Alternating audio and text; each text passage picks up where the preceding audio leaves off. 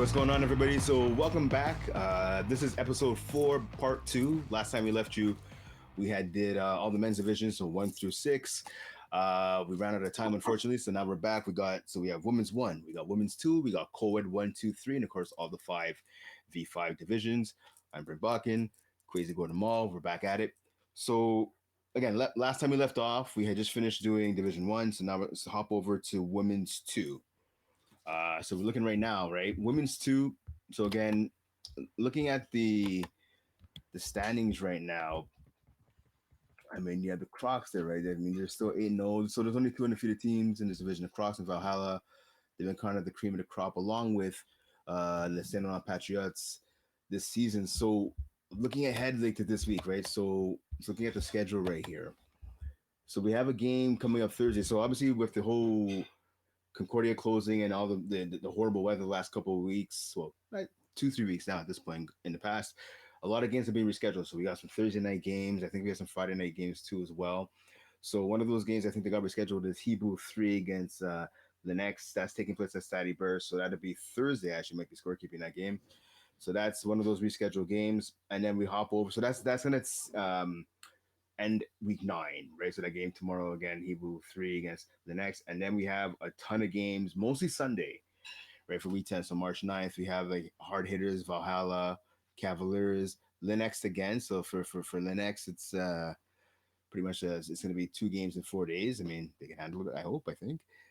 Cheetahs Aces, Cebu 2, Wolfpack, X-Cons, Dream Killers, and the Saint Laurent Pats against the Cavs. So obviously a lot of different schools, Champlain, Caesar Saint Laurent there. So it's going to be interesting. So a lot of big games. Like I said, most of them Sunday. The one Monday game is the Cavs and the Pats. That'll be at Saint Jean Veni. So a lot of games. Let's see again. Like I said, in the standings right now, I mean, it's pretty fluid. I mean, again, you have the Crocs who are 16 points.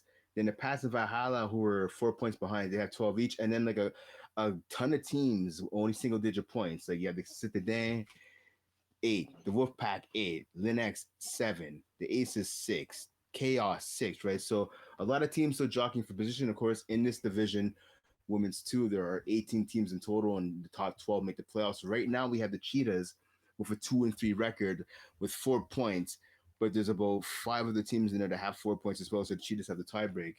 So I have to see what happens with that. I don't know, Quaysie, anything that jumps out to you for women's 2? Yeah, it's pretty tight, as you were saying, with the 4 points. How we have kind of like a 5-way tie between 5 teams that have 4 points. It's going to be like I know a lot of teams, like let's say XCon, they only played 4 games. Dream Killers played 6, and then you have ETS has played 9, right? So they have 4 points at 9 games, so their season's pretty much done. I would say in the following 2 weeks or so. Depends it depends on their last game it's going to be. So like they kind of are in a win-win. They basically need to win the next game, or they're pretty much out playoffs. Same thing for like hard hitters, since they played 7 games, they only have 3 games left. Like they're kind of in a win-win situation. They're kind of in like a must-win situation where they have to start climbing up. Because when you have teams like the Cheetahs, right, they're at the bottom right now with 4 points, just looking in, whatever. But that could getting into out of the playoffs. They pretty much, if they win an air game, they kind of go into that 6, and if they could somehow win an air game, they go to that 8, so they go to the top of the team. So it's going to be very interesting how the end of the season is going to go, since you have so many bottom teams that are so close. They're just pretty much 1 game or 2 games that if they do win, they pretty much have a playoff spot that's going to be given to them. So I'm excited to see how the rest of the season is going to go. I'm also something that's kind of to look at. So as you said, the Crocs are 8-0, Patriots are 6-1, and Valhalla is 6-0 as well. So as right now, we can't have 2 teams undefeated because Lake Crocs are going to play Valhalla at the end of the season. I think it's week 10 they play. So there's only going to be 1 team. Well, it depends. There might be 1 team undefeated.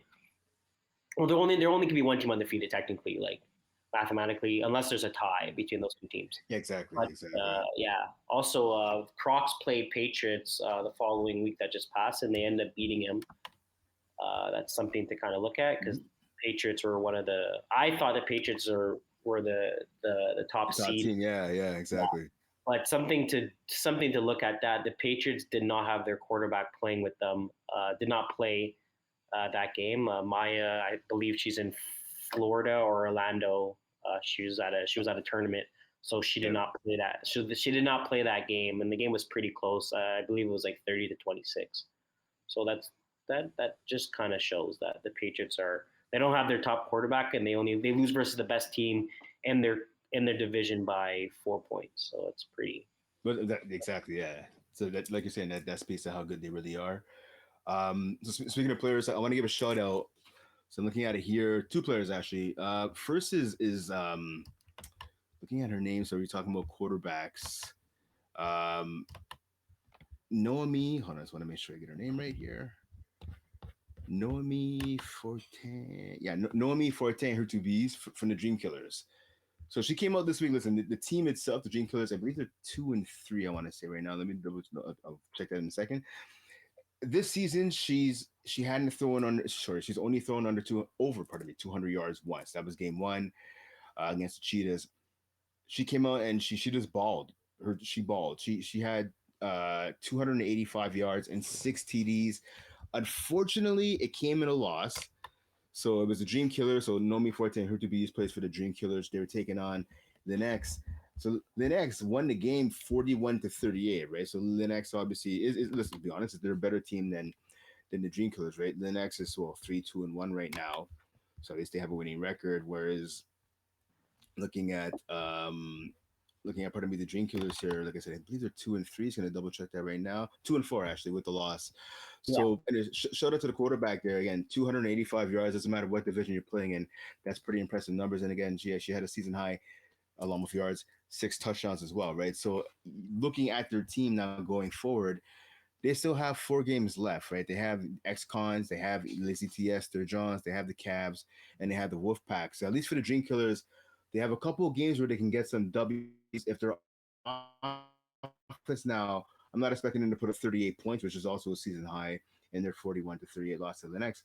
But if they could put up somewhere in that 30 range, I think they're gonna be okay, and they can maybe stack some wins together to make a playoff push. Because right now they're on the outside looking in.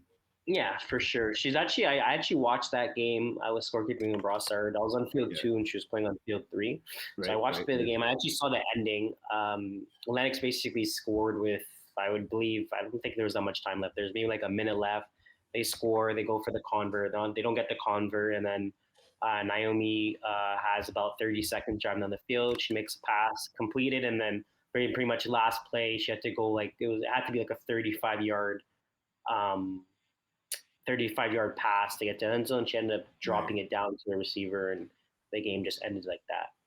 But they were pretty much they were close. They just needed that one stop versus Lennox. Lennox ended up driving down the field, ended up scoring on a 5-yard touchdown, and after that, June Killers just didn't have enough time to punch one back in.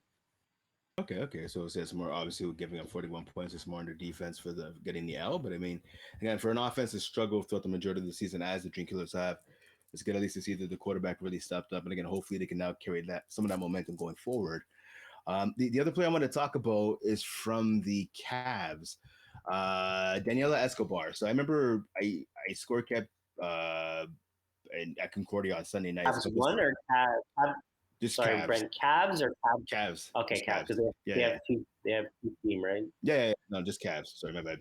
And Okay. so yeah, I used to keep Sunday nights at Concordia. So for some reason, there's a lot of women's games there when I was scorekeeping. So anyways, I got a chance to see them play even Saturday mornings as well, right? So I remember the Cavs team. I know Alex David used to coach the team. I'm not sure if he's still the coach for them. And I mean, they're a bunch of athletes, right? They'll go to Champlain College. I work for Champlain. I've seen these ladies practice a couple of times, and they were kind of lacking execution, right? And I remember seeing Daniela Escobar, and I remember thinking, yeah, she's fast. Anyways, took a couple of years, like it does for some players, right? To just kind of find their footing in that. And I just got to give her a shout out because she put on a clinic this past week, right, as a receiver. So against Hebrew 2, she had 5 catches for 158 yards, so almost 160. So it's pretty good, and 2 TDs. She averaged 32 yards a catch, pretty much. So she definitely showed up and really delivered for her team. Right, again, this Cavs team. Right now, they're 0-4-1, unfortunately, and they ended up losing the game to Hebrew 2, 38-24. But again, putting up almost 160 yards, that's really leading the way. So again, same thing with the Dream Killers. Hopefully, the offensive performance now by Escobar can kind of get some momentum and kind of find that spark that this team's going to need offensively. Because right now, again, 0 wins on the season, and their offense has struggled throughout. So hopefully now they can get some wins together and let Escobar kind of be the spark. Yeah, for sure. That's pretty impressive. 150. I'm looking at the stats right now. Five catches, 158 yards, two Yeah, touchdowns. So she's yeah, pretty yeah. much averaging 31 yard. Third, she averaging 31.6 yards Exactly, um, exactly. a catch, which is pretty much you're pretty much going down the whole field by yourself. Well, that's it, right? And so You look this coming Monday they have a tough matchup against the Pats, but they play the Dream Killers. So it's Dream Killers and Cavs, the two teams that I'm singling out here.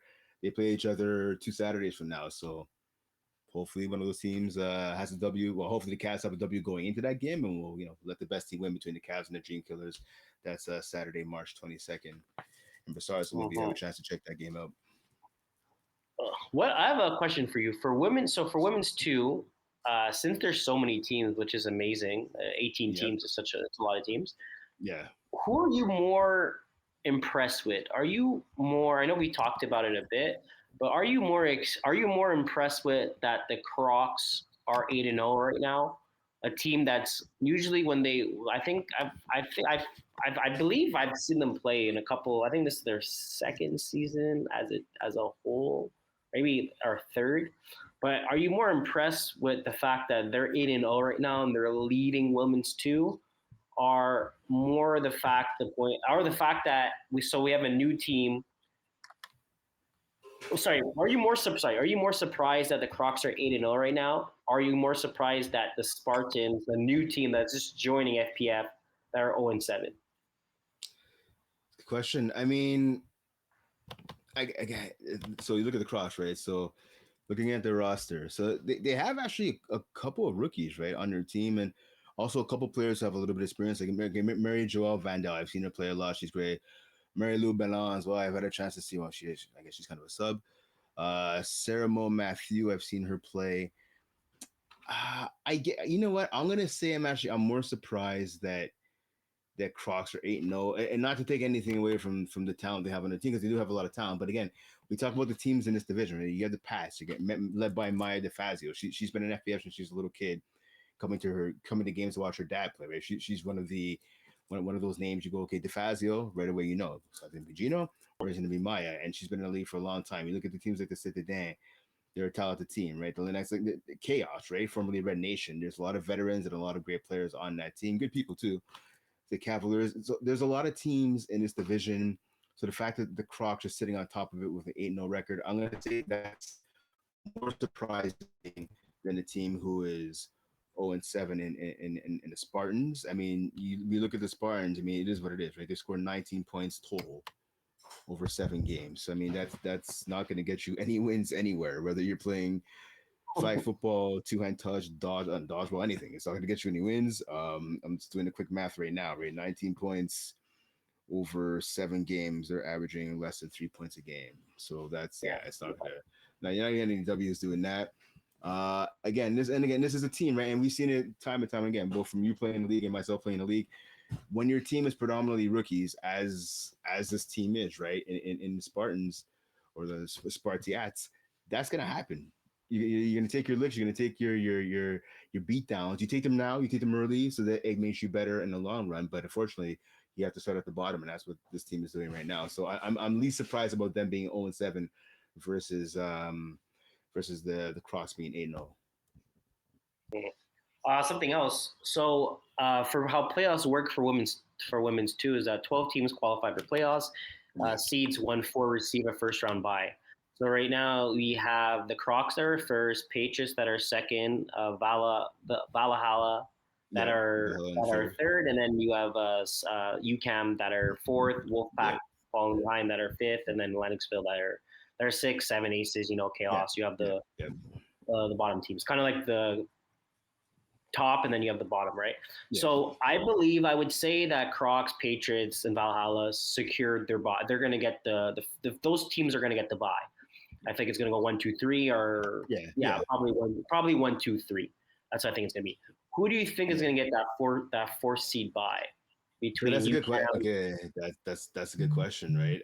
I'm gonna say actually I think it's gonna be the Wolfpack. I look at the schedule. Their defense is pretty decent. So I look at the schedule. They have 3 games left. They have Hebrew 2, Dream Killers, and Cavs, right? So I think out of those 3 games that the Wolfpack have left, I'm gonna say they're probably gonna win. I think they're gonna win all 3, to be honest with you. It's 7 o'clock. Today, obviously, okay, so they're tied with points. So they're both 4-2. They have 8 wins. But I look at the schedule, right? So they have Hebrew 3, they have Linux, Hebrew 2, and they have the X-Con. So it's 4 games. So they have a chance to get a little bit more space with 1 game in hand. But I think the today might fall. They might. I'm not saying they will, but they have a better chance of falling to Linux. Or should I say even Hebrew 2? I'm looking at it right now. I think they have a better chance of falling to Linux and Hebrew 2 than the Wolfpack have against the remaining 3 opponents. So they also have X-Con. X-Con 2 is pretty. They're a pretty good team too. X-Con, they're 2-2. Yeah, they're a bunch of players that played for the women's flag football team. So they're a bunch of that played. So I guess that's why their name is X-Cons. Let's assume that. But okay, so you would say Wolfpack. You're gonna give it to Wolfpack. Who would you give it to? I would give it to. Sorry, I'm just looking at the schedule properly. Oh, also Wolfpack also has a game that's not played. So Monday, February 17th versus Hard Hitters. Exactly. So you're looking at the schedule. So that game, and to be honest, Hard Hitters is not the best team right now. So I think that's also a win that they should get. So I guess that's a game that has to be that game probably, it seems like it has to be rescheduled. So I think that's also an extra win that they're going to get on their schedule. So I would also say Wolfpack, just because I think they're going to get Hard Hitters. I think that game's going to get rescheduled. I think they win. Hebrew 2, I think they win. Dream Killers, I think they win. And then Cavs is a pretty good team if they're on, but if they could get, I think Wolfpack's a bit more veteran. I think they have a bit more playmakers on that team. So I do think they're gonna end their season with winning the next 4. So I think that's gonna give them enough points to take that 4 seed spot. Okay. I would go with you too. I would also go with you too for the Wolfpack. Okay. Looking at the rest of the division, right? So I want to ask you. So right now, okay, let's say the playoffs started today. So the Cheetahs would be the last team in, and like you talked about, right? The first 4 get the first round bye. So you would have 12 versus 5, 6 versus 11, 7 versus 10, so on and so forth. So assuming this happens, do you see a potential first round upset? Again, a first round upset. So you mean after the buys are done, right? You're saying? No. So first round of playoffs, right? Again, you said top 4 teams have the bye, right? Yeah. So top 4 teams get a bye. So let's just say, as you're saying, let's just say the Crocs get a bye, Patriots get a bye, and then Wolfpack get the bye, right? Yeah. So I mean, they're not going to be playing until next week. Exactly. So then you'll have the 5 versus the 12, and then the exactly 5 versus 12. 11. Yeah. Exactly. So you're saying from the next round, or you're saying from? I'm saying from the first round. So don't worry about the top 4. So the top 4 is the top 4. It's fine. So okay, we're both saying Wolfpack get in over the Citadin. So okay, so Citadin would then be 5. They'd be taking on 12, which would be Cheetahs, and then it'd be 6 versus 11. Yeah, like that. You're saying are one of those teams? Yeah. I think for sure. I think those top teams. Let's just say Lennox, Aces, Chaos. Depending how it goes, I do think Chaos also has a very easy schedule coming up. Mm-hmm. I think other than X-Cons, if they end up beating X-Cons, I think they're gonna end up going 7-3. I don't see them losing either game too. So they're also gonna be. They might be middle of the pack too as well. They play so Chaos plays Ex-Cons, they play Cheetahs, they play Spartans, they play Hard Hitters. So Chaos, Cheetahs, they should easy. I think it's easy win. Spartans also easy win. Hard Hitters easy win. So I think if they beat Ex-Cons too, I think they'll end up going to the top of the seeds. But yeah, for sure. I think it's very possible for I think it's very possible for there to be upset for one of those teams to end up dropping one of those games, especially that the teams that are going to be in the top 6 to 7, I'm pretty sure a 6 to 7 could lose versus a 12 seed. Yeah, definitely. That's what I'm thinking. Our 11 seed. It's gonna be to me. It's gonna be very interesting when playoffs do start, especially just to see who gets that 4th seed and then whatever. And especially the next round is gonna be very interesting because you're gonna have the powerhouses, Patriots, Villa, and then coming down to it, you still have those like Lennox is gonna be a scary team to play against, right? Like they're a bunch of athletes. They have good coaching. So like comes to the point it's so fast, especially 5-on-5. If you kind of have a bit of mistakes and you end up going down pretty fast, let's say it's 12-0, sometimes it's hard to pull yourself out of that situation because you're rushed to do so many things and then you can't get out of it. So I think it's going to be playoffs is a whole different thing, but I'm excited for it. Yeah, that makes two of us. Definitely excited. Right. I mean, it's why we play, right? So yeah, exactly. All right, so let's go to women's 1. Yeah. So we look at it here. The women's 1 division. So again, no undefeated teams. Everyone's had a loss. So Sub-Zero taking their spot back. So they're the top team. They're tied with points with Les Bleus. And then you have the Citadin, Cayenne, Hebrew, and then the Red Wings. Again, Red Wings still looking for their first W of the season.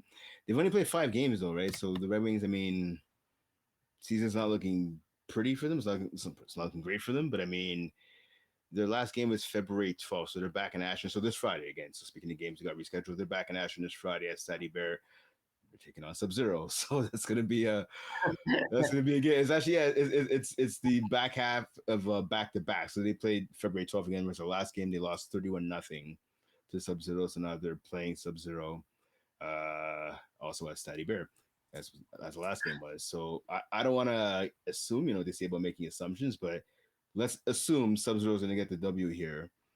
We look at the Red Wings, the remaining schedule after that is the Blues, Cayenne, back-to-back again, and then Hebrew.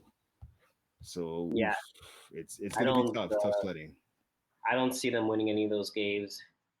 I mean, not even Hebrew. Hebrew is 1-5, right? So I mean, it's not like Hebrew's running away with anything right now.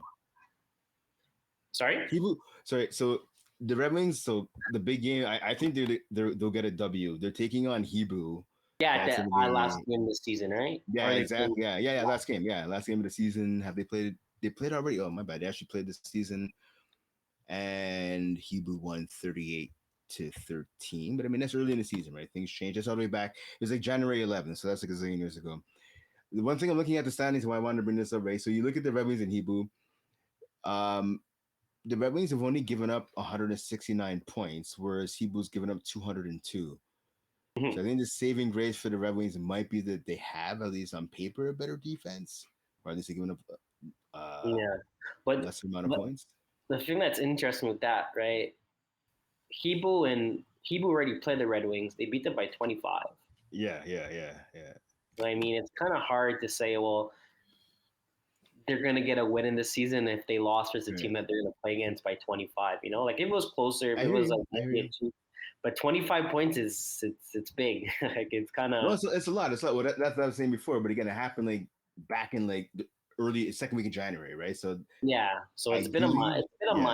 It's been a January more than a month. February. Well, it was January. They played January 29th, right? So. Hebrew played Red Wings January 29th.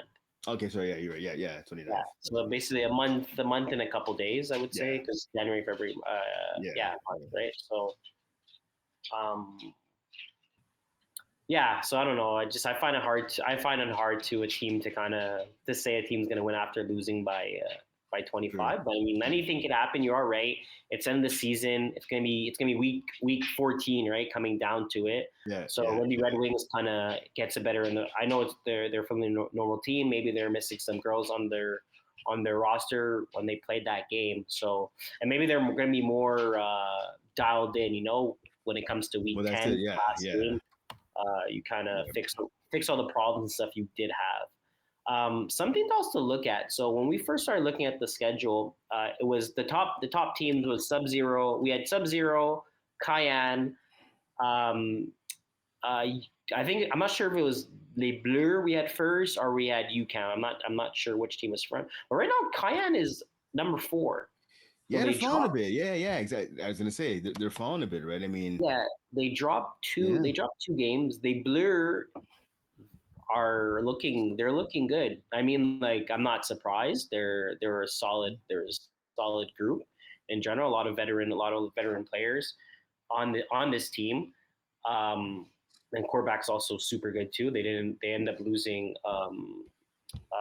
Forgot the quarterback's name, but they ended up losing Herb, and then they got the quarterback that played previous from Maule. Is it Emmanuel Bronsard? I think you're talking about. That played for Montreal. That played for. There was playing for the Blues last season. You're talking about. Or... Yeah, exactly. Yeah. So now she's with Cayenne. Yeah. So they end up. So you would think like, okay, we lost our quarterback, we're gonna struggle, but like literally, this other quarterback's amazing too. So they've got some impressive wins. They beat Cayenne. I think we talked about that a couple weeks ago. They beat Cayenne 25-24. So huge win for them. They played Hibu, they beat them by 20, and then they played UQAM, they beat them by 15. So they're getting some impressive wins. They end up playing Sub-Zero. They play Red Wings first, March 15th, so that's gonna be next week, and then they play Sub-Zero to kind of get their revenge because last time Sub-Zero beat them. Sub-Zero beat them, they lost versus 25. But big shout out to the Blue. At first, they weren't looking so good. They end up losing to UQAM, so that's where I was kind of like, oh, you guys lost versus UQAM by 11 points, but then you guys come back and then you beat them by 15, and you guys beat Cayenne at the same time, so it's kind of saying like we're still here, we're still one of the top teams. No, 100%. And I actually wanted to ask you about these guys because I was looking at the standings, right? So do you feel? Because I mean, like you said, week 1 Sub-Zero got 45, the Blues only scored 20, so a 25-point win by Sub-Zero over Les Blues.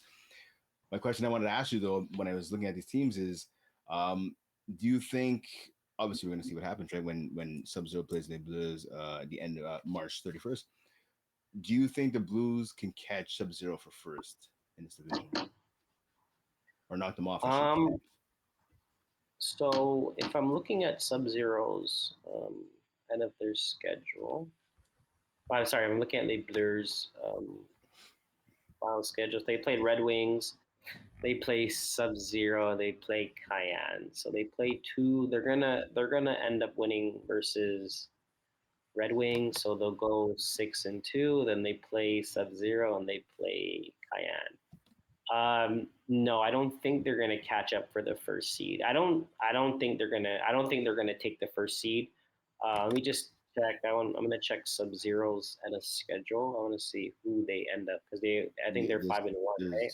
Yeah, the schedule is a little easier. They play Red Wings, Hibu, UQAM, Les Bleus. So I see Sub-Zero. If Sub-Zero is gonna drop a game, it's going to be against Les Bleus. I don't think they'll lose versus UQAM. I don't think they'll lose versus Hibu. I don't think they're gonna lose versus Red Wings. If they do lose for someone, possibly Les Bleus. The fact that Sub-Zero beat them by 25 last time, I don't expect it, but you see weirder things that do happen. So if Sub-Zero do end up losing that game, they'll finish 8-2, and Les Bleus would finish. They would have. I don't think Les Bleus have to play Cayenne again, right? They had a very close game, 25-24. So I think Cayenne's probably going to take that game. They'll probably change wins there. So I think if anything, Les Bleus would finish 7-3, and then Sub-Zero finished 8-2, and and then Cayenne's gonna finish. Cayenne would finish 8-2 as well, but Sub-Zero would have the tie break. So I don't see Les Bleus catching up to them. Okay, so basically you're saying, I mean, we talked about the one loss Sub-Zero could have. That's what you said would be against the Blues. Early prediction. Are you saying they're gonna knock off Sub-Zero? Are you calling the No, no, Blues? no. I'm saying it could. I've It seen could weirder things happen. can happen. Right, right. One thing is very weird, right? So like a team, it happens sometimes. Like it should not happen. When you play versus a team, you beat them by 25, and then all of a sudden the other team wins by like 6 or like 10. You're kind of sometimes you get kind of confused because you're like, how did that even happen? But Right. again, one interception here, a drop touchdown, a turnover, like the game goes by fast, right? So a couple mistakes, and all of a sudden you end up losing the game. And like these teams are very talented. Like even Hebrew Red Wings, they're trying to find their footing into this division. It's a very hard division. The women's one especially are very talented. There are a lot of girls that could end up playing into like a Division 3 men's like division, and they'll be totally fine playing into it. Yeah. So again, like what I'm trying to get at is like two mistakes by a quarterback throwing some interceptions, and then you're just going to end up losing the game if your team can't capitalize on the other side, if the other team is capitalizing on you. So yeah. So, so it's funny you bring up beating a team once in a regular season, like you blow out a team, and then in the second meeting, it's a completely different result, right? Yeah. So I'm going back. I'm gonna bring you back in the time machine for a second. So Brent against Quaysie. I'm gonna bring you back to the summer of 2023, my friend.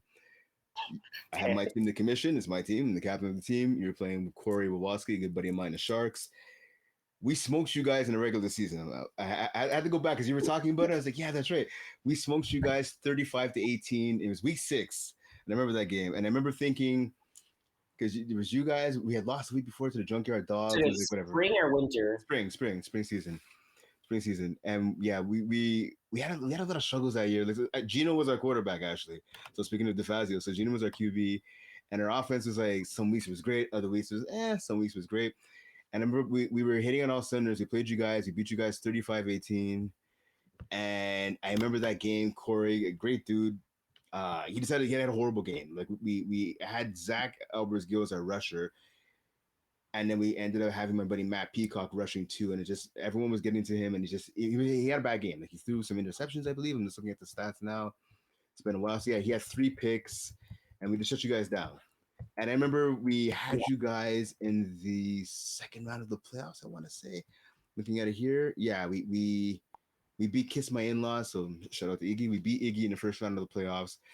And I remember we had you guys in the quarterfinals. I was like, all right. So I told the guys the whole week, I'm like, listen, we got the Sharks. They're better than the 18 points that they put up. But if we play our defense, we don't make any mistakes, we'll be fine. And then you guys smoked us 41-24. So I was like, all right. And it happens sometimes. It happens. And I remember that game because I know we were missing our safety who got the day wrong. And Corey, he was our best deep defender. And Corey just kept on going deep, hitting the post over and over on us. We couldn't stop it. And yeah. So anyways, sometimes you whoop a team and then they come back and they whoop you later on in the season. Yeah. So this is funny how Are that you sure? works. Yeah, it does. There you go. Okay, it does happen. You are right. It All right. Okay. So yeah. So I wanted to ask you one more thing about women's one, man. So you talked about Cayenne. Right? You brought up a great point with Cayenne. So they only have 2 losses on the season. Again, they were riding high in first, second place. Now they're down to 4th. Right. They're still in it, right? They lost a heartbreaker 25-24 to the Blues, like you talked about. But looking at Cayenne, so they have 5 games left, right? They have the Citadin, they have Hebrew, they have the Les Bleus. So that's going to be a huge rematch, like we talked about, right? And then they got the Red Wings back to back. So the schedule is not like a murderer's row, but it's also not like it's not a cakewalk either. Where do you think Cayenne finishes the season? Do you think they're going to finish? I know you think Sub-Zero is going to finish first. So now for Cayenne, are they going to stay in 4th, or are they going to make that march back up to 2nd or 3rd? Where do you think they finish? So they beat them by beat them. I would say they finished 3rd. Okay. I would say they finished 3rd because right now you said Cayenne is 3-2. They played UCAM. They should take care of UCAM, so they'll be 4-2. They play Hibu. especially when they game 5-2. I think they play Le Bleu. No, I think they beat Le Bleu. I think they get back to revenge. So 6-2 Okay. played Red Wings. I think they finished 8-2. So I think they go. I think if they beat Le Bleu, I think they go 8-2. I think Sub-Zero goes. I would give Sub-Zero 9-1. I give Cayenne 8-2, and I give Le Bleu 7-3. So I think Cayenne comes back into their spot, finishes the second seed. Okay, fair enough. Yeah. Something also to look at. I don't think for playoffs for women's one. I know everyone makes playoffs. I think the top two gets the top two get buys, right? Yeah. So I think they're gonna come back, get their buy, and then we'll see how everything. And it's probably gonna go Sub-Zero, Cayenne, Les Bleus, UCAM, Hebo, Red Wings, and then Red Wings will end up playing versus. Les Bleus, and then Hebo is probably going to play versus UCAM. Yeah, exactly. And then we'll have a crazy semis where Sub-Zero will probably play versus UCAM, and then Les Bleus would play versus Cayenne, which is going to be it should be a great game. Very good. Yeah, it should be a really good game. Yeah, I'm down for it. Okay, let's go to Co-ed 3. Co-ed 3, yes. All right. So there's one game going on tonight in Laval. I have a chance to watch that. It's going to be Ghosted taking on Thunder Villains, and then the schedule wraps up Friday. In one of the replacement games at Stady Bear, it's going to be Tight Ends taking on the Vultures. So 2 really good-looking games there. We have a couple games on the weekend. Saturday, Dream Killers, Flamingos. And then Sunday, Thunder Villains against Kiss My A's. Vultures against Pig Artists. And then Monday wraps up week 10 at Stady Bear with Vicious and Delicious taking on Ghosted. So a couple of teams playing back-to-back games over the next couple of days. Yeah, looking at the standings right now. Yeah. Anything? Big shout out to Vultures, right? Yep. I think they won the last three. They've won the last 3 games now. So I believe they started 0-3, now they're 3-3. Yeah, exactly. Just want to make sure I'm not. Yeah, they started 0-3. They won the last 3 games. So big shout out to them. It's a big spin around, and they end up playing a mediocre tight end team. So I mean that's also another game that they probably should win. So shout out to the defense too. Yeah, their team is playing very well. Yeah.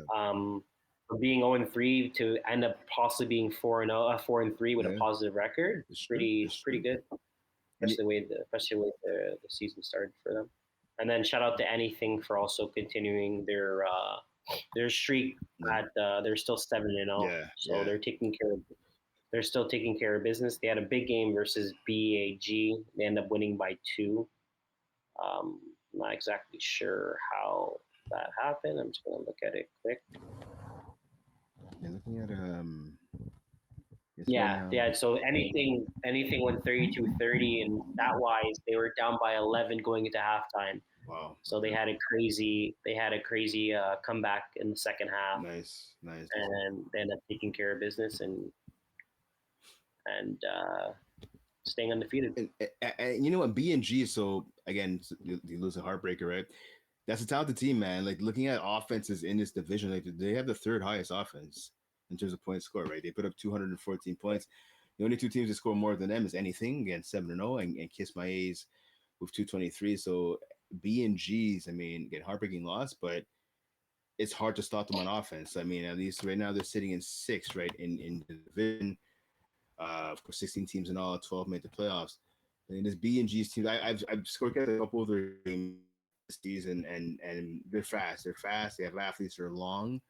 So I mean, that's always a good recipe for success. We'll have to see what happens again. They lost a tough one, but then they bounced back. Right? They last Saturday they knocked off Vicious and Delicious, so they got back in the winning column. Right? They knocked them off 45-18. So now B&G's like they're off until 2 weeks from now. They play the Gold Digger, so we'll have to see what they can do there. But again, they know at least B&G's. They lost by 2 to the top team. They at least show that they can hang with a 7 anything team. No, I've seen them 2 play. They're athletic. Their girls can ball. The quarterback's good. they're young too. They're young and they're fast. I've seen them. I saw them play last week, and they're just having fun out there. They're joking around. They're making plays. They're just having a good time out there. So it's also scary. Like it's a team that you're probably not going to want to face because they have athletes that can end up burning you on flies, like straight throughs, 5-yard comebacks that end up just taking it to the house.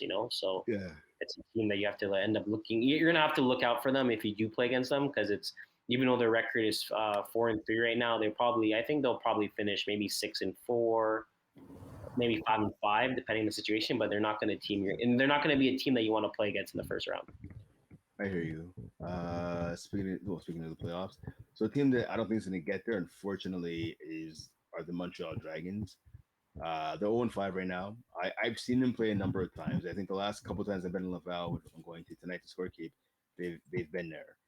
I saw the game. It's kind of ugly last week against Kiss My A's. They lost 43-0. I kept their game the week before against the Gold Diggers. The Montreal Dragons lost 25-18. So this is a team where like they have some athletes. I don't know how many of them have actually played football before in terms of like their core roster.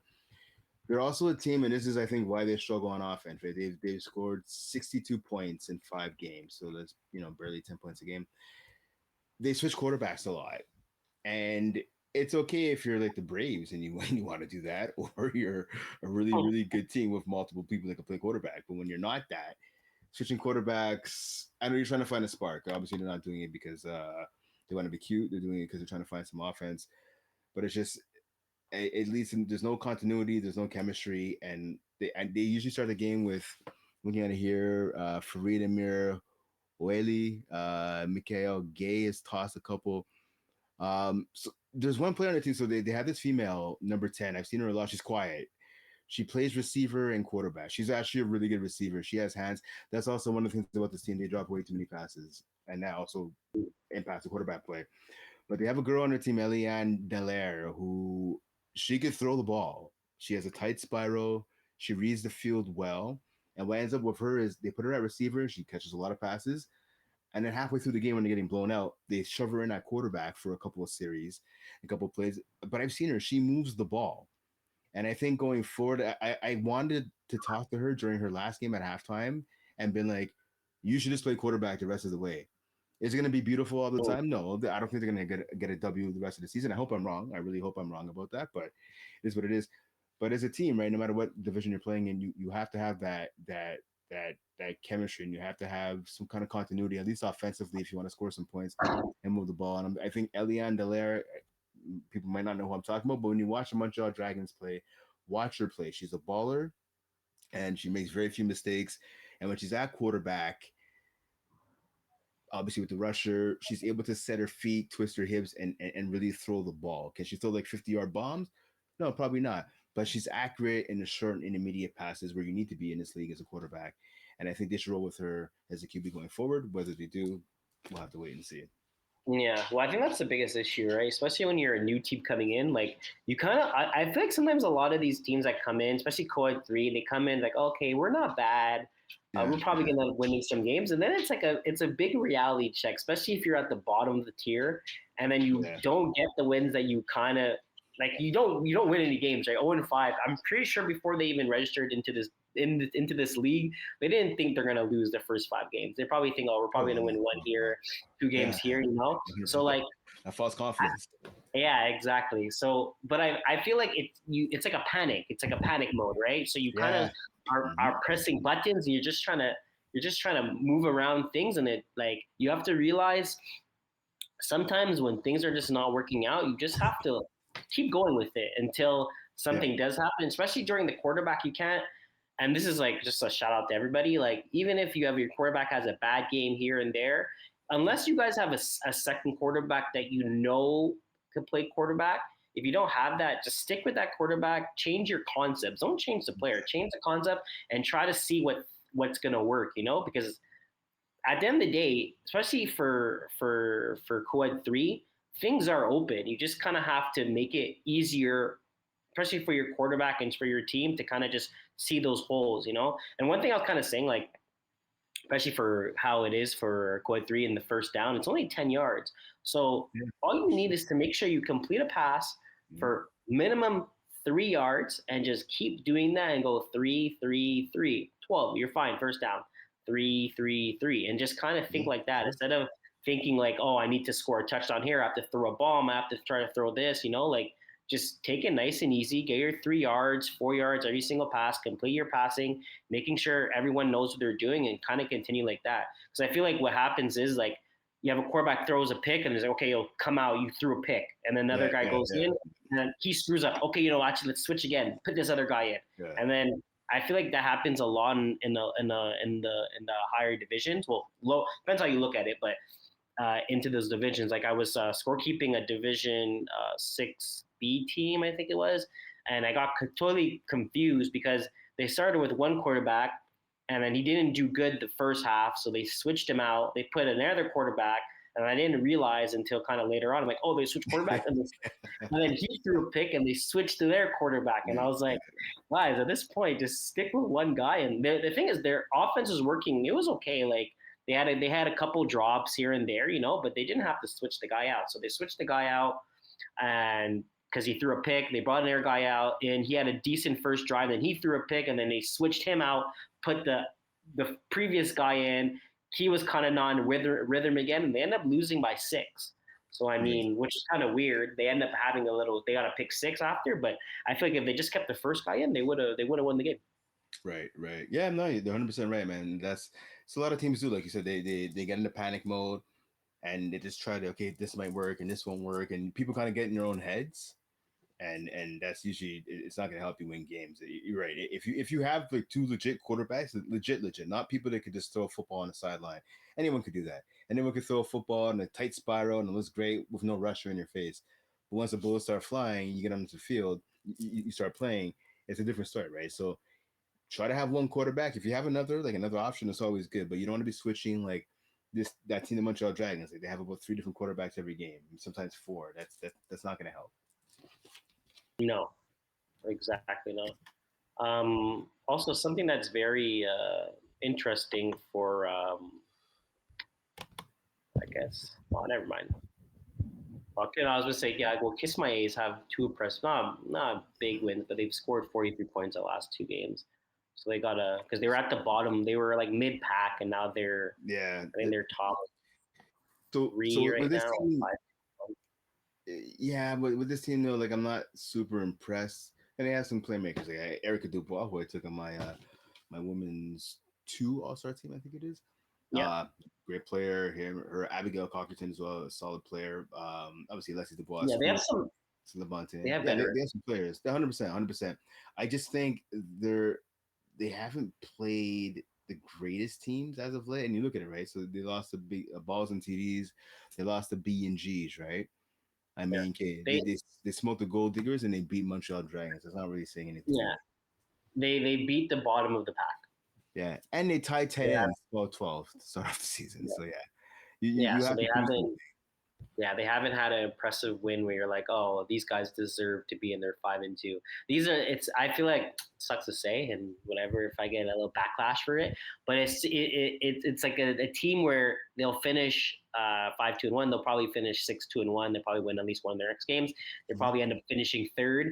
And how playoff works so they'll get their first round bye. I think it's one of those teams where they end up losing that second round. Oh yeah, 100%. Yeah, so they get their bye and they come in. They end up playing like a Vultures or a Flamingo or one of those one of those middle of the pack teams, and they end up losing the first round. Yeah, I'm actually really excited for the playoffs. It's gonna be interesting to see. Obviously, first round, but of course, with the second round for those teams coming off a bye, right? It's always that risky proposition of you get some rest. I mean, it's not tackle football, but it is still some football, right? Your body, you're exerting yourself while you're playing. It is good to get a little rest, especially for the older guys like myself. But it's always that rest versus rusting, right? It's only a week off, but sometimes that makes a huge difference in terms of momentum. Yeah, exactly. Especially, one thing I have to say about this season this year is that a lot of teams do get a lot of rest because the schedules, we have 14 weeks in the schedule. Teams do get that. You kind of already hit with that rust because like just speaking of my team, like my co-ed team, we played one game. We'll play a game in February, then we won't play until we'll play February 2nd, then we'll play until February 25th. Yeah. So Well, we'll play there you 3 go. weeks. Yeah. We play 3 days. So I feel like some teams are kind of really dealing with that. And to tell you the truth, it does make a difference, especially if you have players that don't actually play on other flag teams. So they actually have those 21 days off or those 14 days off, or even that week off, and the rust is actually is a thing. So sometimes people do say some teams don't even like having buys because they kind of want to keep in the groove and keep things going instead of having that week off and then coming back and not being as sharp as red. Yeah, it's actually sharp. Yeah. Okay. But yeah. Let's go to co-ed 2. All right.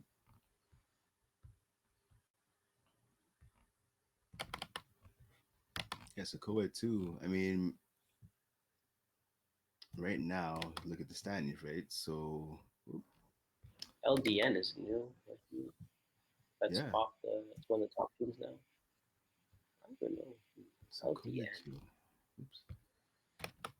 Yeah, so we're just waiting for I'm waiting for the technology to Yeah, catch it's up fine. here. Well, I'll start it off. Well, we have Team Rocket 5-0, LDN 5-1, Tonics 4-2, Les Racers 4-2, then Daycare 4-2, Balls Deep 4-2, Venom 4-3, Michael Scott Tots 4-2, Kamazazi 4-3. Like a lot of those teams didn't really change from what I did see. Yeah, I know Team Rocket did take care of business against Tonics because they were both 4-1 or at one point. So Team Rocket did end up beating them by a good amount of points too.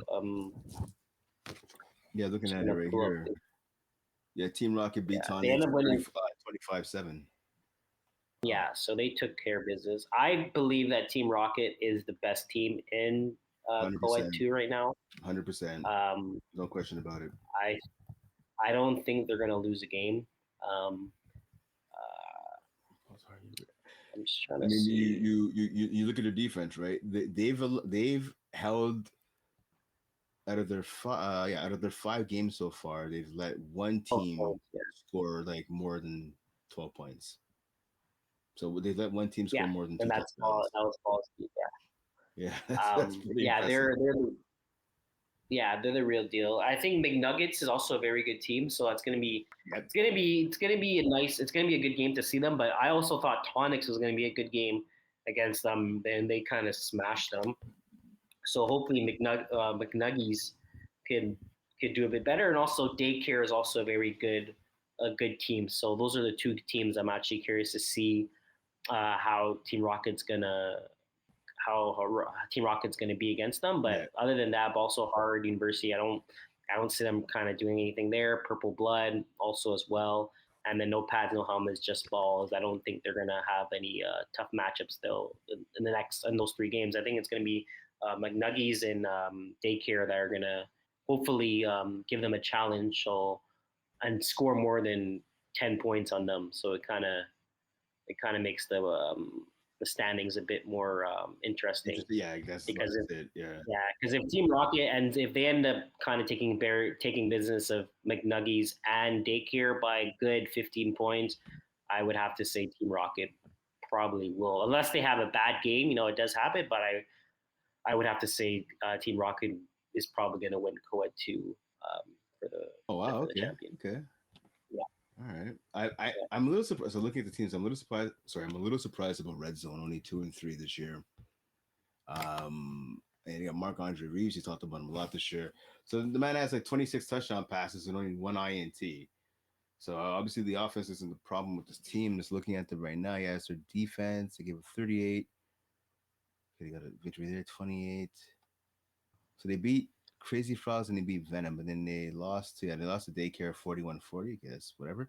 And they lost to Kamikaze a couple of weeks ago, 26-25. So I'm just wondering if, like, again, with this team, right, they're right now, speaking about Red Zone, they're 2-3. So they have 5 games left. But here's where it gets tricky. So they have Michael Scott's Tots, then the Ghostbusters, the Mean Machines, the Chef's Bandit, and Flag Force 1. I think just looking at the standings right now, I believe there's only 2 teams with a winning record. Yeah, there's pretty much only two teams. Well, Michael Scott is one. Yeah, Ghostbusters is not. Flag Force One is not. Chef Is Bandits is not. not. Okay, I think. And Flag Me Force Machines. One. Me Machines they have a winning record. So Flag Force One is not. So Mean Machines is 3-1. Yeah. Okay. So four teams. So Michael Scott's and Mean Machines. The rest are have losing record. So yeah. So two teams with a winning record, three teams with a losing record. I think for Red Zone, I think they'll be able to climb the standings. I mean, obviously, I think they will, especially with those three lesser teams that they're facing. I'm just wondering if they could catch maybe Michael Scott's Tots, because right now they're 4 points behind Michael Scott's Tots and Kamikaze, as well as actually Balls Deep and Venom and Daycare and they Rancor, well, and Tonics. Okay. So, anyways, I just think they have a chance of climbing the standings just again because Red Zone right now they're 15th. Again, 16 teams make the playoffs. I think with the quarterback that they have in Marc Andre Reeves, I talked about it a couple weeks ago with you. He's one of those quarterbacks who is slowly making his way up the list of top quarterbacks in all of FPFs. And I think with him leading the way, I think Red Zone can definitely make a march up those standings and perhaps even finish in the top 6 or 7. Yeah, for sure. Oh, but also something if you see the 3 games that they lost versus Who's Gonna Carry the Boats by 2. Yeah. They lost versus Venom. They lost versus they lost to Daycare by 1, and they lost versus Kamikaze by 1.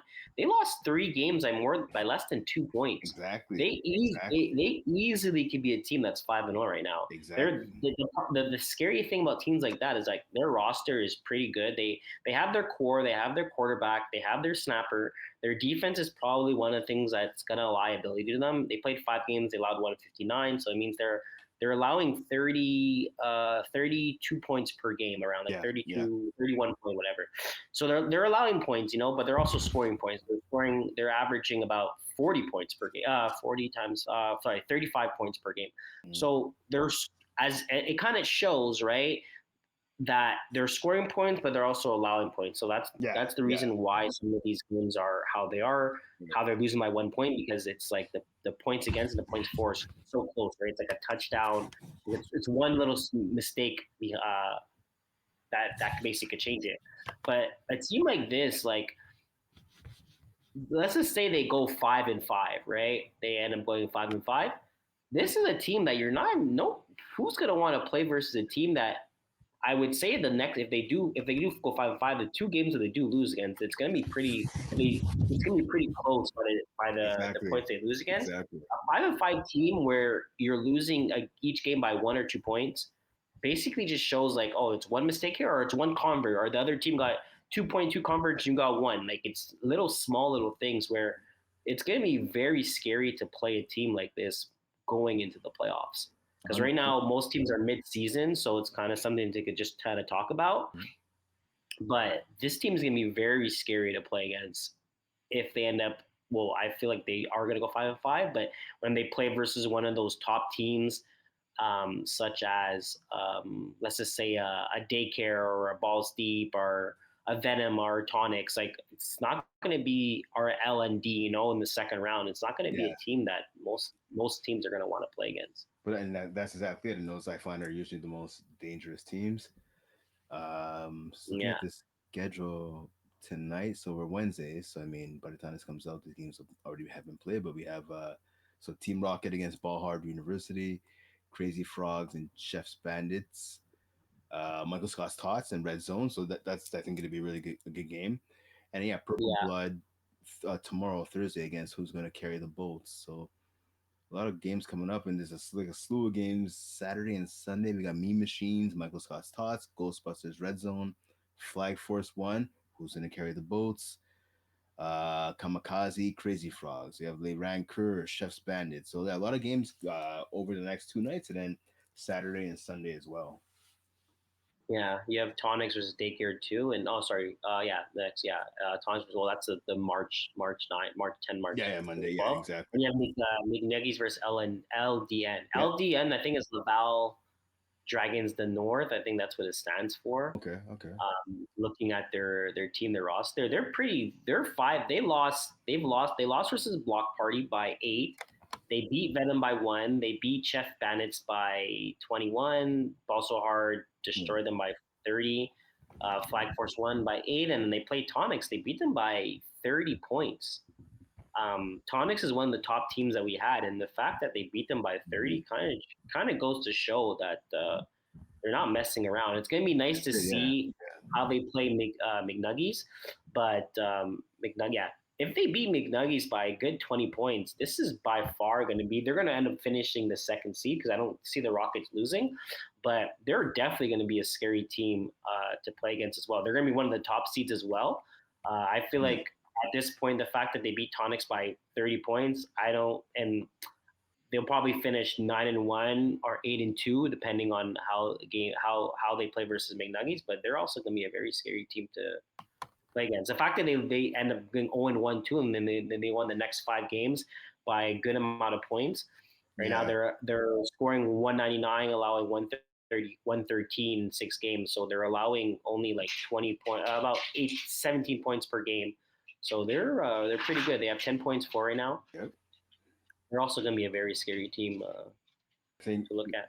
I think the only disappointing thing is they're not going to play Team Rocket in the regular season. But again, hopefully that could be a finals preview, right? Right now. Yeah, exactly. They're tied for points at 10, right? So. Yeah, no buys either, right? For co-ed 2, no buys. So it literally goes 16 teams make it, 1 versus 16, and then you go down straight from there. You're right. And even right now, looking at it, the only reason why Team Rocket has the advantage in terms of being in first versus LDN second is divisional record. LDN is 5-1. Well, basically the one loss, right? LDN is 5-1 versus Team Rocket 5-0 in the division. So I mean, hopefully we'll see those teams hook up in the finals. We'll have to wait and see. Yeah. All right, let's go to co-ed 1. Yep.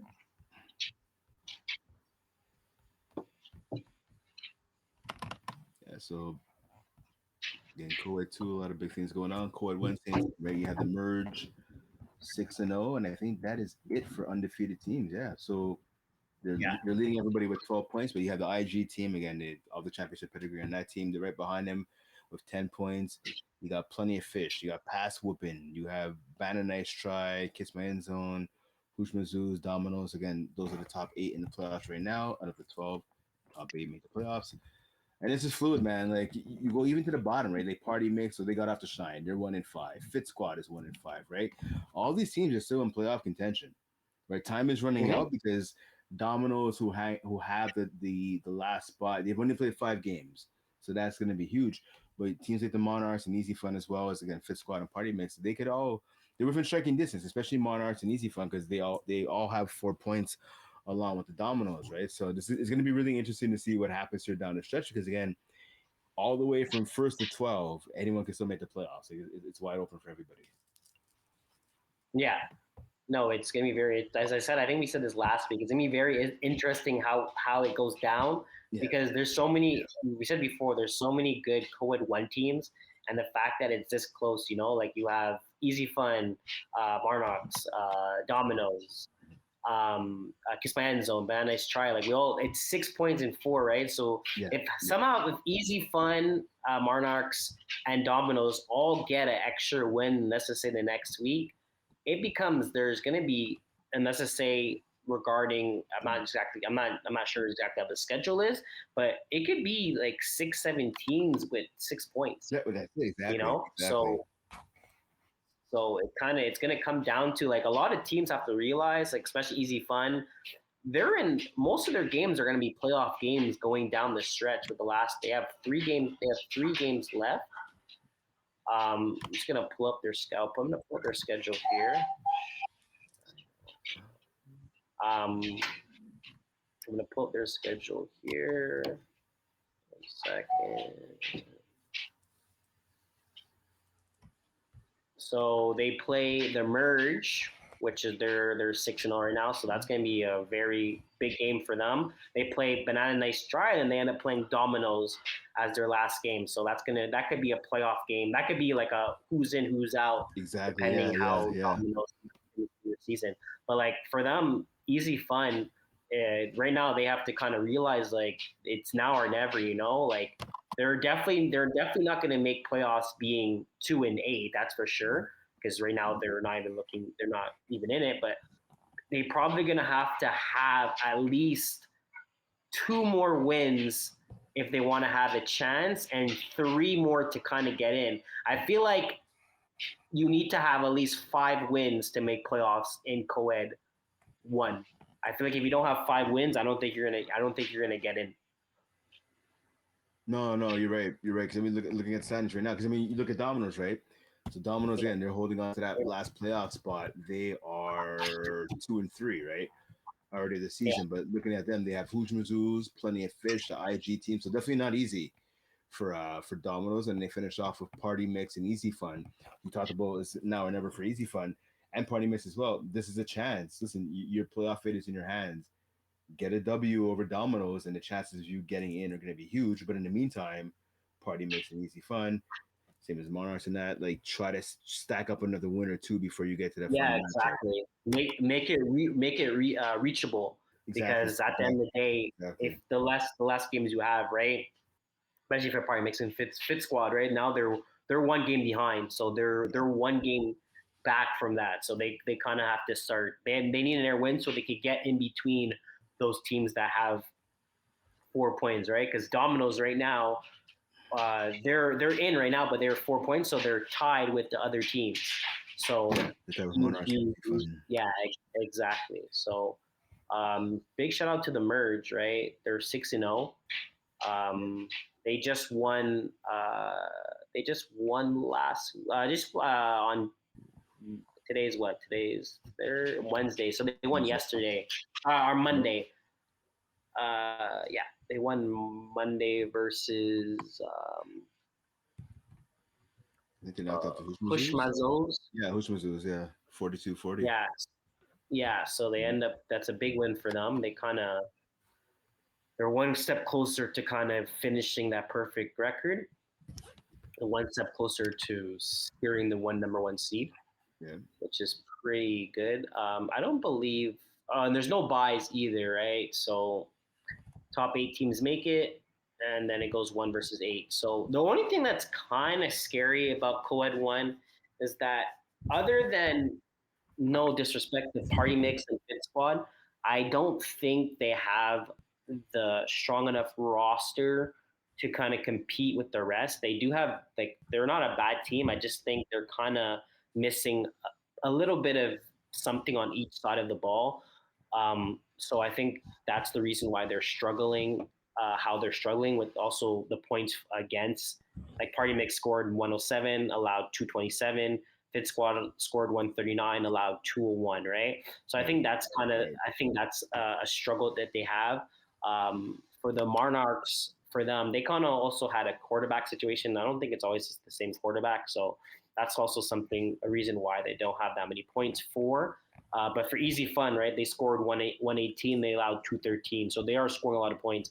So what I'm trying to get at is, like, for the Merge, which is a powerhouse team that's scoring 261, and the IG team is a less powerhouse team, more defensive wise, to scoring 194. They could get themselves in a situation where they maybe play a Kiss My End Zone in the first round, and Kiss My End Zone is a balanced team right now. They're 3-3. They scored 212, allowed 217.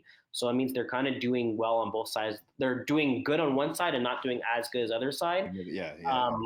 It could be a point where IG is a team that they don't score as many points, but they don't allow as many points, right? But for some reason, Kiss My End Zone could kind of score more points than IG could allow them to score. It could be a very quick upset.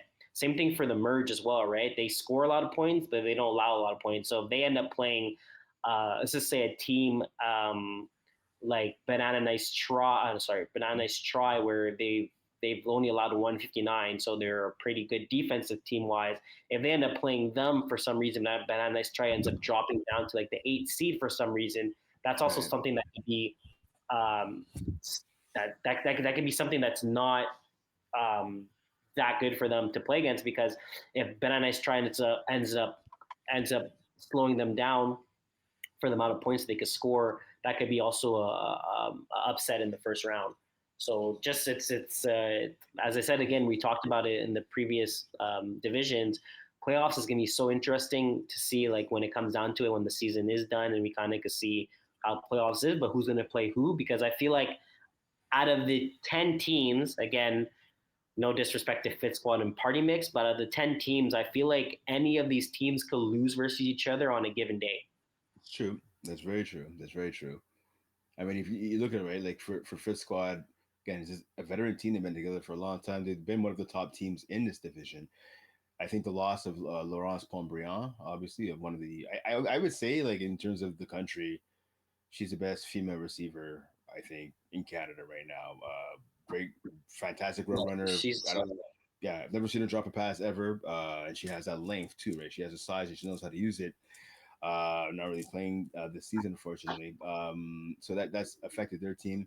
They do have a chance, though, right? You talked about like maybe having an upset at least in the regular season, right? This Sunday, Fit Squad's playing Kiss My End Zone, so if Fit Squad wants to kind of start that race towards the playoffs, they're gonna have to get it started. It's a big matchup also this Sunday as well. Speaking of the postseason, right? In Laval, Party Mix and Monarchs. We talked about both teams are on the outside looking in. A huge chance for either team to kind of punch their tickets or at least climb the standings a bit to try to punch their ticket to make it into the postseason. We have Hughes Mazzoos and Dominoes going on Sunday. We have Plenty of Fish and the IG team. So that should be a good matchup. Plenty of Fish and the IG team, two veteran squads. They played each other numerous times over the last couple of seasons. And pass whooping against Banner Night Stride and Emerge against Easy Fun. But you're right though, like there could be a lot of upsets in this division, which also makes it super exciting for everybody that's watching. So we have to see what happens playoff time. But again, like everything is still fluid. I know you talked about maybe not Party Mix and Fit Squad. You might not necessarily like the chances, but again, they can punch their tickets, and they're both veteran teams, which is important. They're both veteran teams who have had success in the past. So maybe they could kind of find that extra gear they need in the last couple of weeks of the season here to make that push towards the postseason. We're gonna have to wait and see, obviously. yeah, it's true. It could happen. Hopefully, no. You know what? Prove me wrong. That's it. That's exactly. I was gonna say. Exactly that. Yeah. We like being wrong on the show. So I mean, if you can prove us wrong, we'll be the first to tell you it's on us. Good job. Yeah. All right. Yeah. Let's. You want to hop over to 5v5? Yeah. Cool. All right. So let's go to recreational 5v5 here. So looking at the standings right now, yeah. So the Mercenaries 5-1. So yeah, no undefeated teams. Mercenaries 5-1. Green Monsters 5-2. First Down Sniffers 4-1. Trap Stars 5-3-2. Zero 1-6, and then Pass Holes 0-6. Unfortunately for them. Looking at pass holes right now, again, all six teams in this recreation division make the playoffs, so it's fine. Looking at the pass holes right now, their latest defeat was a heartbreaker, 13-12. The First Down Sniffers. That was about 2 weeks ago. So they're in action tonight. Actually, they're at Passy Bear. They're at Statty Bear taking down First Down Sniffers. So it's a back to back. He gets the same opponent. So a 1 point contest a couple weeks ago. Let's see if Passos can get off the schneid and get their first W of the season in the return match against First Down Sniffers. Hopefully they can. Yeah, hopefully. Green Monsters beat Trap Stars. So Green Monsters, Trap Stars beat Green Monsters 26-18, and then Green Monsters beat Trap Stars 30-0. I wonder if that's a forfeit. Yeah, chances are it's a March 1st. Yeah, it seems like it's a forfeit. Yeah. It's unfortunate, but yeah, I guess what it is. It gives Green Monsters the extra win, and they end up being 5-2. Mercenaries lost versus Green Monsters, I believe, first week. Did they lose versus Green Monsters? No, we didn't. Yeah, Green Monsters. Yeah, so. We still didn't get that rematch yet from Mercenaries, and no, they're actually not going to get that rematch. So Mercenaries are pretty much their next big competition is going to be against Trap Stars on March 31st and April 2nd, where they'll play them back to back, type of thing. But it seems like the top. Well, the fact that Trap Stars beat Green Monsters, it kind of shows that. Okay, they're 3-2, but they end up beating one of the best teams, And then first downs, they're 4-1 too, so they're kind of making some noise here. They haven't played anyone yet. They played the Mercenaries. They lost by 20. Yeah. So it's gonna be nice. It's gonna be nice to see when they play Trap Stars and they play Green Monsters. They play Green Monsters twice, so they play Pass Holes and then they play Mercenaries again. I don't think they're gonna be Mercenaries, but it's gonna be kind of good to see them when they play versus Green Monsters and Trap Stars to kind of see exactly where they stand. Because right now they're 4-1 records. They played they played the bottom, the two teams. So they played Zaro and they played Balls Hole. So they played one team that's 1-6 and one team that's 0-6. They played them twice. So Yeah. It just kind of shows that their 4 wins is versus two teams that the 4 wins is against the bottom two teams, right? And then the one team that they did lose against is the top team. So we didn't get to see that middle of the pack yet. Right. Yeah. See what happens again. There's still time. And again, I mean, listen, you can only play who's on their schedule, right? You can't fault them for who they've played. Yeah, no, wins, for sure. It would be nice to see them kind of get a quality win over a quality opponent, but we'll see what happens. Right? So we'll see that. Yeah. Okay. I know. Yeah, it was like I said, we have Pass Holes and First Down Stiffers tonight. It's 8 o'clock. Mondays, Pass Holes against Trap Stars 5, and then Mercenaries against Zero. So I mean, those are the games coming up over the next couple of days. So question for you, right?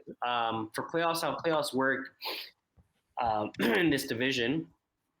So seed 1, 2 get buys, and then 3 versus 6, 4 versus 5. So everyone makes playoffs. Yep. Who are you gonna give the first?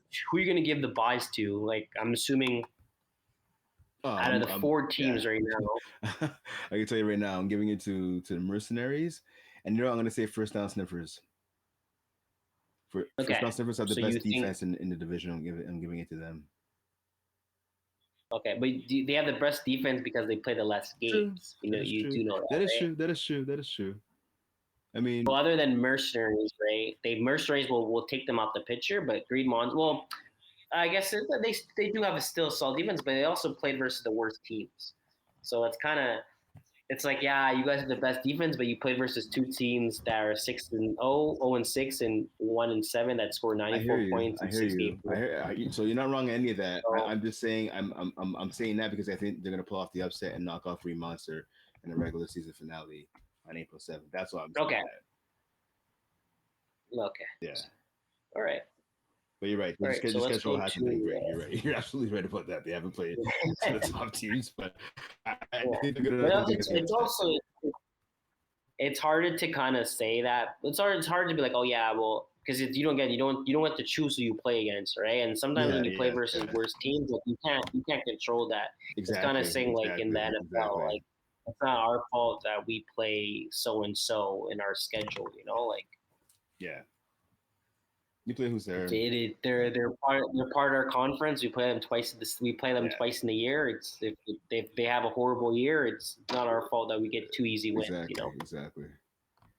All right, so let's talk over to intermediate 5v5. Yeah, Blue Dry 5. I actually had a chance to see Blue Dry 7.1 against the X-Men last Wednesday. It was a shootout. X-Men got the W, and I remember talking to some of the guys from Blue Dry. I was like, damn, these kids are fast.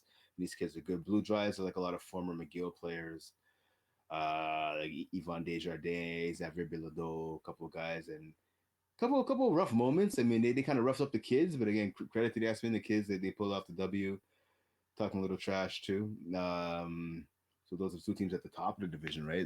Blue Dry 7.1, now 5-1 because of that loss. X-Men right behind them at 4-2. Then obviously you got 5 guys. You got Primo. You got Team Quebec under 16A, CTE, Gamblers Anonymous, and Team Quebec under 16B. Again, all 8 teams will make the playoffs in this division. And there's no bye, so it's 1 versus 8, 2, 7, 3, 6, 4, 5. What has stood out to you about this division? It's interesting. So I'm looking at the X-Men's roster right now. I'm looking at their schedule. They won 45-32 versus Blue Dry. Yeah. Impressive win. Right now they've lost to X-Men lost to Primo by 6, and they lost to Blue Dry. So they pretty much got their revenge on Blue Dry the second time they played against them. Yeah. So they're gonna share one-on-one games. Mhm. It's interesting because at first I actually would have thought CTE would have been one of the top teams right now. They're struggling. They're 1-3. It's a good thing every team makes the playoffs. I would have thought they would have been one of the top teams, and I also would have thought Blue Dry would have been also one of the top teams. So Blue Dry is still impressing me that they're 5-1. CT not so much, but again, everyone does make playoffs, so it kind of just goes to show that as soon as you get your everything together and you start clicking and stuff, that's how you make your playoff push at the end. So it's also that's also surprising. Um, I one thing I can't say is I don't know who's gonna win this division. Like I'm sure Blue Dry will probably win they'll probably end up finishing first, but Right. I don't know who's gonna like. I don't see a front runner that's gonna win the division. I don't see a team that's gonna Yeah. win. Primal's also a team they're 3-1, right? They only lost one game. Yeah. That's Who's also one high? of a really good team. Five Guys is also a good team. Again, Right. X-Men's a good team. CTE, if they kind of get their shit together, a very good team as well. Mhm. Quebec U16, I haven't seen them play, but they've only scored 32 points in 3 games, so they're averaging 11 points per Yeah. game. Exactly. It's not. And Gamble's Anonymous, again, they're 1-5. I don't think they're going to be a contender as well. They allowed 178 points per game and only scored 87. So I think those two teams I kind of could take away. Quebec U16, they're pretty much, I feel like they're in the middle right now. So if they have a good game, they'll win. If they have a bad game, they'll lose. So again, so it takes whoever, any given Sunday, as they say it, like Right. where any bad thing that happen, you could take advantage of it, right? So again, the top 6 teams right now coming in, I don't see a front runner. So it's gonna be very interesting when playoffs do start, and I'm very excited for it. When it actually does happen. We still have a long way for it, but I'm excited to see when it does happen because it's one of these divisions where I can't be like, oh, this team's gonna win. So Yeah, that makes it more exciting too, right? The fact that it's probably it's going to go down to the wire, right? It's going to go down to week 14. yeah, It's going to be first because you mentioned before we were talking about the top 3 teams. Pardon me, X-Men, Primal, and Blue Dry 7.1. You go back to the last couple of weeks, so Primal beat X-Men February 5th. Then on March 3rd, Blue Dry beat Primal. And then, like I said, I had a chance to do a games last week where then the X-Men beat Blue Dry 7.1, right? So it's going to be those top 3 teams. You could be wrong, but I'm pretty sure it's going to be those top 3 teams jockeying for position to get that number 1 spot. But again, this is definitely the division that's competitive pretty much from top to bottom. It's definitely going to go down to the end. I mean, and like you said, like Five Guys, they're a talented team. They're definitely a talented team. A lot of familiar names on that team as well. They're looking at the roster right now. Danny Demore, uh, yeah, Jared Buck, Matthew Lepage, Stephen Osmond. It's a lot. They have talent. They have a lot of veteran experience, some championship experience, and some talent. They got a big win over CTE, 20-19 last Monday, right? So that's the team that's going to be in the mix. You talk about CTE. I'm surprised as you are that they're only 1-3 on the season. I remember being mhm. part of a group conversation. We were talking about quarterbacks. It was me, Iggy, a couple other guys. I was on. I think I had posted an article. I think it was in the fall season. And so I don't know if you know Barra, so Alessandro Berrazzoni is his quarterback for Yeah, CTE. And Iggy made a comment where he called him Baker Mayfield. And so, I don't know, some people may okay, think that's an insult. And it was just basically like you sometimes you're gonna get these amazing games like you do from Baker Mayfield, and other times you're gonna yeah, get these games where it's like I can see why the Browns kind of gave up on you, and then the Panthers and yeah. Rams and so on and so forth, No, right? it makes sense. Like Yeah, I could yeah, see that. I could see that. I 100% see that because I've and seen him play. yeah, He has games where I'm just like, oh my god, 5 touchdowns, 200 something yards, and then he has yeah, games where it's like two yeah. touchdowns, 3 picks, 140 yards. I'm just like, what? And then And they like lose, right? Because it's exactly, so and questionable decision making sometimes because this kid he's a great guy. Number one, he's a great dude. He has phenomenal arm and he can scramble. He can run too. So he's a dude for a mhm. quarterback, but it's just sometimes he's either going to play amazing or he's going to be like, he's going to need his defense to step up and make a play for him because he's just not seeing the field right or whatever the case may be. 13 TDs, 8 INTs on the season, right? He's played all 4 games that the team's had. Those aren't horrible stats, but they're not exactly game breaking. We're going to make that run the first place stats either. So No, I think exactly. they're going to go as far as he's going to take them, just like the Buccaneers, right? They're going to go. They go as far as Baker Mayfield takes them. Well, Mike Evans, obviously Chris Godwin as well, but it comes down to the quarterback Yeah. play. So with CTE, that's going to be a huge factor going through. They have X-Men coming up on Monday. Then they have Team Quebec 16B. So obviously get a bit of a break there. But then they have Quebec 16A, then Blue Dry, then the X-Men again, and then Primal. So that again, they're all going to make the playoffs. But are they going to finish in the top 3, or are they going to finish in the bottom half of the division? It's going to depend. So their back schedule is going to be very hard with Blue Dry, X-Men, and Primal. The last 3 games were technically playing the 3 best teams, so that's going to be very interesting. And they have a back-to-back too, right? So they play on March 19th on Wednesday. They play Quebec, and they play Blue Dry right after. So that's going to be very interesting to see. What can they do with that? As again, they only played 4 games, so they still have they still have 6 games to play. So the schedule, a lot of time left. They have a lot of time to make some adjustments, make some switches. I know on their roster, it's not. They kind of have some guys here, some guys not here. So we're gonna kind of see when it comes down to it, right? Because you need 5 games to be able to play to make it to be able to So that's also going to be something curious to see. But again, this division is going to be it's going to be exciting. Like I said, I think I've said it 3 or 4 times tonight, but it's going to be very exciting just to see when it does start. The one thing I do have to say is that if you do finish the 1 or 2 seeds, I don't want to say you kind of get a bye because there's no byes here, but you are going to play versus either Quebec 16 UB are going to play Gamblers Anomalous, which is probably one of those games where you feel comfortable playing, because if you play when you're the 3 versus the 6 and the 4 versus the 5, it's going to be a very competitive game, and I think it could go either way between any of the teams. So it's going to be a game where you're not going to want to be in that position. You're going to want to be in that first seed or second seed, so you get that easier first round game. Definitely. Looking at the schedule, so there's no games tonight, and on Saturdays, Primo against Quebec U16B, Gamers Anonymous, so they have a chance. I mean, they have a chance to prove us wrong. They're taking on Blue Dry Saturday in Broussard, and then Monday night, so one of those big games, CTE against X-Men. That's going to happen Monday at Stade Bear. So 3 games that obviously have a lot to do with standings, and especially that X-Men CTE game coming up this Monday at Stade Bear. That should be a huge one. Mm-hmm. All right, let's hop over to the last division here for 5-on-5, competitive. Yeah. So we got it now. We got the Braves in first at 4-1. I mean, that's no surprise to anybody. Vengeance 4-1 as well, right? Tied for first. Flagmont Sac 4-2, but again, the tie with the 8 points with 4 wins. You have Roos, Party Throwers, Jameson's, Team Quebec under 18A, Team Quebec under 18B. So both Team Quebec teams have combined to go 1-6. So their offenses are struggling. They haven't scored 100 points yet, and both teams have played at least 3 games. So I mean, there's still time. There's still time to get better, but we'll have to wait and see. Again, all 8 teams make the playoffs, so just don't worry about that. No one's gonna be on the outside looking in.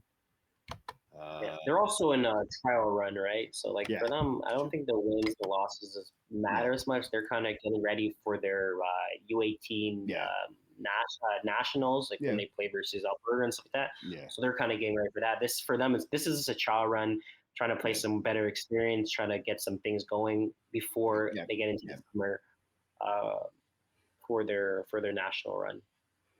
Okay, so looking at it right here, I was trying to find the schedule. So like I said, the Braves are in first place right now. So through this portion of the season right now, what has stood out to you in terms of 5v5 competitive?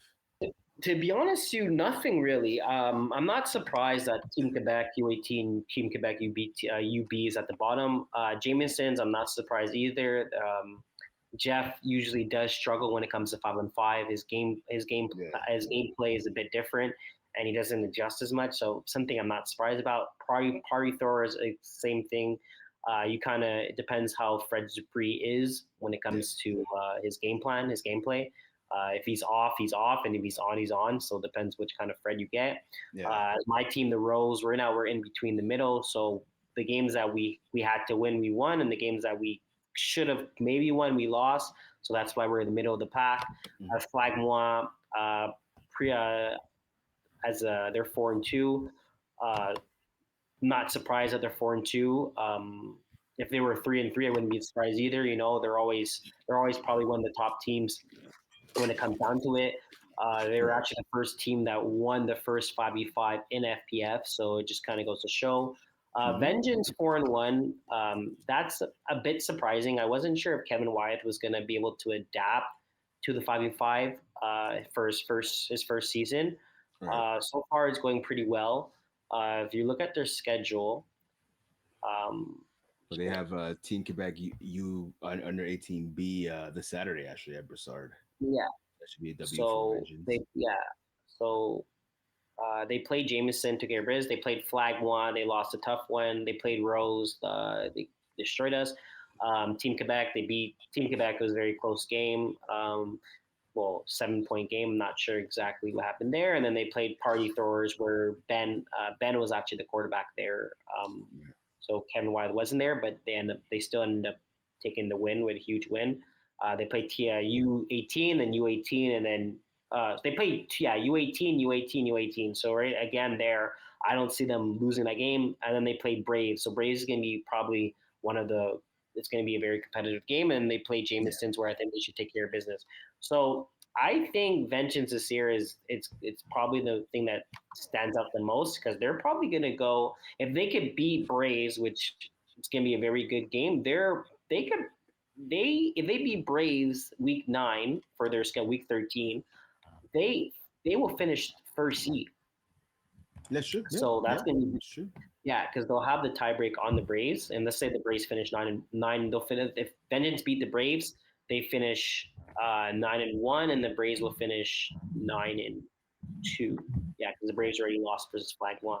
So right now, what's surprising me the most is Vengeance. The fact that Vengeance is 4-1, and because they took care of the games that they had to take care of early on, now they kind of get the back of their schedule, where they play Team Quebec U18 twice, then UB once, and then they play Jameson's, which they're not playing as good, and then they get a very well-based Braves team. So then shout out to Vengeance, because they first year Kevin's in playing 5v5, and he might end up winning. Well, he might end up winning end up clinching the first seed, and because everyone makes playoffs in this division, having the first seed is pretty good, because you're probably going to play versus Team Quebec U18B, which is, again, a good way to start your playoff run, instead of being like that third or fourth seed where you have to play at Jameson's, where playoffs is completely a different sport. Guys come out to play. Guys show up to games. Guys are going to be on time. Guys are ready for it, you know? So Exactly. And a lot of these teams are athletic. They have, a lot of these teams are athletic, and they have the talent to win games, right? Especially if you end up having a bad game on your side of the field, where 5v5 is very fast, and it's very, if you end up being down by 12 or 18 points or 14 points early on, it's hard to dig yourself out that hole. So the fact that Vengeance and also the Braves are probably going to end up sealing the first 1 and 2 seed, they get an easier playoff matchup the first round, compared to like a Flagmois or Party Throwers or Jameson's, where they're gonna have to end up playing versus each other in the first round. So one of the main things that took out of what you just said there is breaking news: Kevin Wyatt excels on the football field. First time doing 5-on-5. I mean, it is what it is. Kevin Wyatt's a go for a reason. So, I mean, for me at least, it's not a huge surprise that Vengeance is looking how they've looked the last couple of weeks. And like you said, the first half of the schedule was decent, but it sets them up now for a really easier second half. So I expect them to. I think they're going to end up knocking off the Braves for first. I mean, obviously the matchup that they have later on in the last game at least of the regular season for both those teams, that's going to be a huge one. Do you think Flagmois sack, though? Again, Flagmois sack, looking at it right here, they knocked off the Braves. The Braves only lost at a year. They lost by 6 to Vengeance all the way back in week 4, right? So my question to you is, do you think Flagmois sack can knock off one of those two teams again? Because they have the Braves coming up this Monday, right? They're playing the Braves at at Saint Jean Vanny. Do you think that Flag Monsac can knock off the Braves? And if they do you think they have a chance of maybe even catching Vengeance for first, or maybe just at least staying in second? So they play Flagma and they play Flagma and they play Rose, so they also play us as well.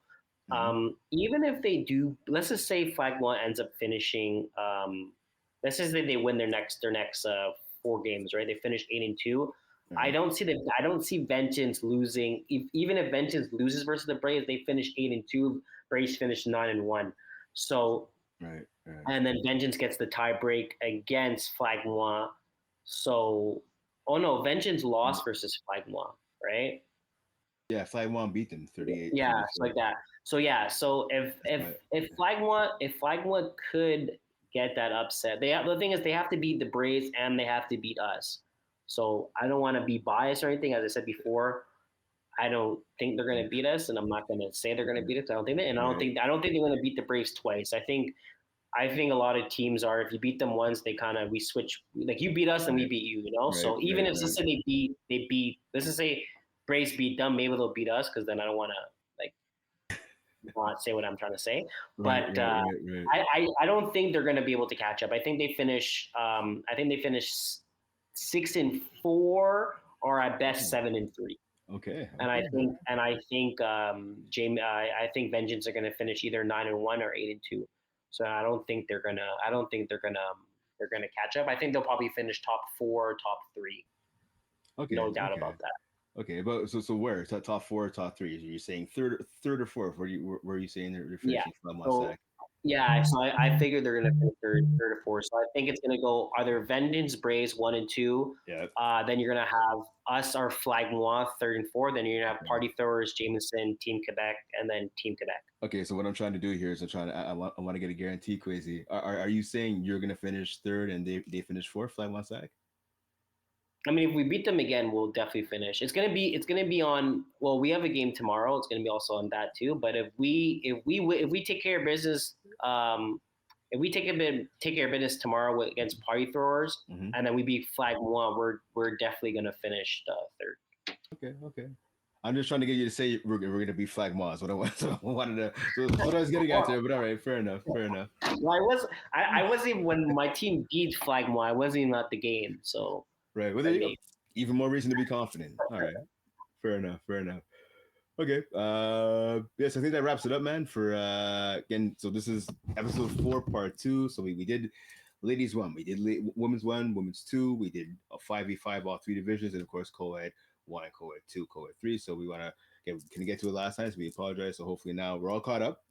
We're gonna have another episode coming out next week. It'll be episode number 5. So we got a couple of surprises for there. I know we have our Division 5 All-Stars we're going to be releasing on that show. Of course, go on to Facebook, go on to Instagram and vote. So we've got a couple of votes out already.